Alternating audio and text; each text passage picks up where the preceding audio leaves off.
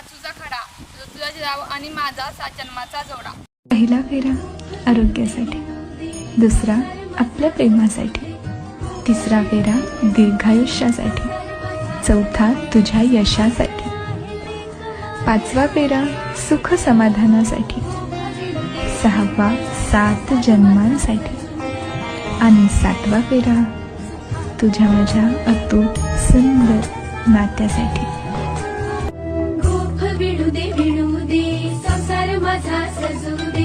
गोफ विणू दे संसार माझा सजू दे. सुखात आहे लेक माहेराला सांगू दे.